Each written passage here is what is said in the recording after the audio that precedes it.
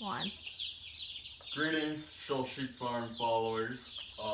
Earlier this year we raised a few broiler chickens, and we thought, hey, why didn't we take video of this and share it with you guys and explain how we do it. We've always had really good success here, and we'd like to share. So something I want to start off with is cleanliness. So we've got some used feeders and some used waters that we've had for previous poultry growing sessions, and everything needs to be clean. Take your feeders, take your waterers, wash them in bleach. You don't want any residual manure, nothing. Bacteria is one of the top killers of your poultry. So we've done that. We wash these feeders, waters, and bleach, and then I set them out in the sun for a while, because you'd be surprised that there are bacteria strains that are resistant to bleach as well. So as far as housing for our critters here, we called up our friends at Country Fresh Meats, and I asked my buddies to save me a couple of these combo cardboard containers.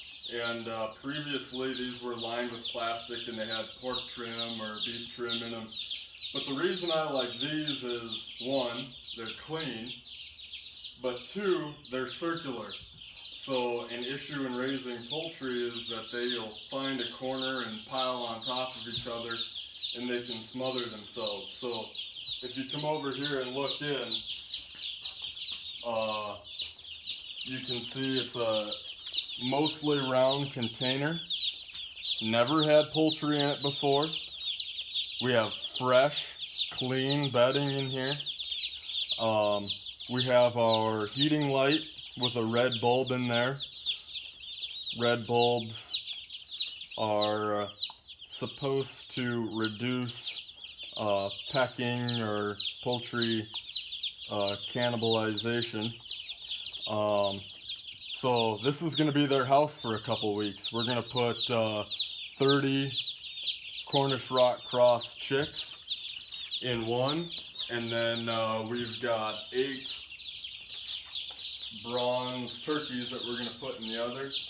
I think 30 is probably the maximum for me in this container, and I think you could probably do 15 turkeys in one of these containers. So we're going to get started with these broiler chicks. We're going to get them established in their new home, and we're going to show you how we do that. So like I said, these were bleached, scrubbed clean, set in the sun. We've got our water here and our chick feeder here. We're using a generic chick starter feed. I'm not going to go over the difference between medicated and not medicated because you've already decided that yourself. So we're going to go ahead and we're going to put these in the container.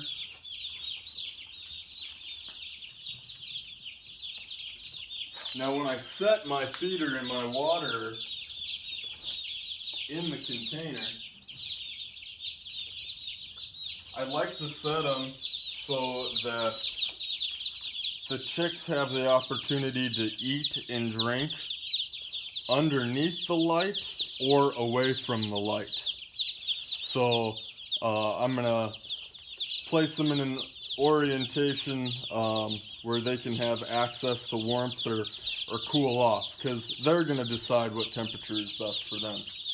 So now what I'm going to do is I'm going to reach in here and I'm going to gently pick up one of our, as you're introducing them to their new surroundings and their feed and their water, this is how I like to hold them. I like to get their legs between my pinky finger and my ring finger, and I like to get their head between my index finger and my thumb, very gently. So this way I have control of the bird. I can direct their beak into the feed and the water and then let them go in their container. Because right now I can angle his head and dip it where I need to go. without harming him. He's controlled, and we'll get him in his pen with his little sisters.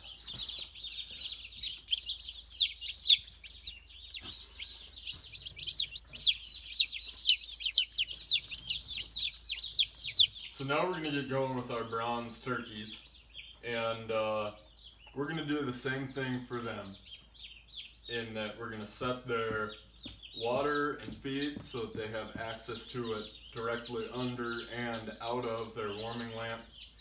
However, turkeys for some reason are substantially dumber than chickens. So they really have a hard time at first figuring out where their water is and where their food is. So ideally, you'd find some shiny marbles, some quarters or nickels or something, and you place those in the food and in the water. They're attracted to shiny objects and they start pecking, and then they get a mouthful of food, they get a mouthful of water, and they, after a few days, figure out that, hey, that's food, hey, that's water. I didn't have any marbles or anything else shiny that was easily accessible, so I went out in the driveway and I picked a few small rocks. I also washed those rocks with bleach water, hot bleach water, and rinsed everything out, because we don't want to introduce any bacteria that we don't have to. Who knows what's been outside there exactly. So what I'm going to do is, here's my rocks. I'm just going to drop a few around the water. I wish they were shinier, but I think they'll work. I'll watch them real close and make sure they're staying nourished. So I'm just going to drop a few in there, and then I'm going to drop a few in the feeder. You know, every spot doesn't need to have a rock or a marble or whatever you have, but they need kind of something to catch their eye and be interested in. Otherwise they would walk circles in here and wear themselves out and probably perish. Turkeys are definitely fussier than ducks or chickens. So we're going to go ahead, we're going to put these in this combo container.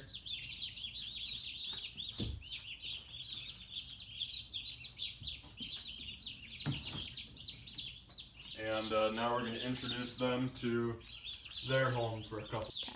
I'm going to hold them in the same fashion that we did the chickens. Legs between the pinky and ring finger, head between the index and the thumb. And we're going to give them some water. And we're going to give them some feed. And then we're going to let them go. So now we've got our broiler chickens and our bronze turkeys established in their short-term home. So we're just going to kind of watch them and see how they grow. And depending on how much size they fill inside their combo container is going to determine when we pull them out of there. Now, both of these will be kept on grass once they are big enough to withstand some of the elements. So the goal here is we really wanted to show you guys every phase of the turkey and broiler growing process. So we're going to call this week 0. This is when we just get our chicks in the mail and we're getting started, we're getting set up. Next week we'll take another video, we'll call that week 1, and we're just going to show you how they've grown, and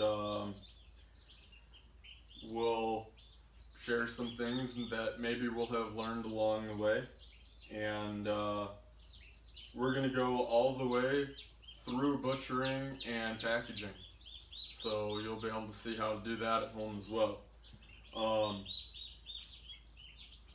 These chickens will take 8 weeks minimum and these turkeys will take 20 weeks minimum. Maybe 18 if the weather gets too cold, or maybe we'll have some consumers that would like a smaller turkey. So the turkeys will be a little more flexible, but the chickens for sure will be 8 weeks old. So right now we're just going to let them relax. They're under some stress. They've been in the male system for a day and a half. And at this point, we're not going to turn our heat lamps on. They seem very comfortable right now, walking around, mingling with each other. It's a very warm, humid day here in Wisconsin. I'm going to come back out in a little bit and take a peek at them. If they're all huddled together, you need to turn your light on. If they're all spaced out, they probably don't need the heat lamp on. They will certainly need that heat lamp at night because it still dips into the high 50s in the evening and at night. But likely during the day before you run out to work or so forth, you can unplug that light. Light distance is extremely important. You can cook all your chickens and turkeys if the light's too close, or if it's too far away, they could still be chilled and you're not accomplishing anything having the light on if it's too far away. So that we're going to have to gauge a little bit as well. So we'll watch to see if they're huddling in a little bit. And then if we do turn our light on, and once we do turn it on in the evening, we're going to have to watch to see if we need to lower this light or raise it up a little bit. So there's some fine tuning that has to be done before you can be more relaxed, ensure that your turkeys and chickens are comfortable. So stay tuned in the future weeks, and we'll show you all the processes as we go along, and you'll be able to see how these types of birds go from chicks to chickens, poults to turkeys, and on your grill and in your freezer. So thanks for watching.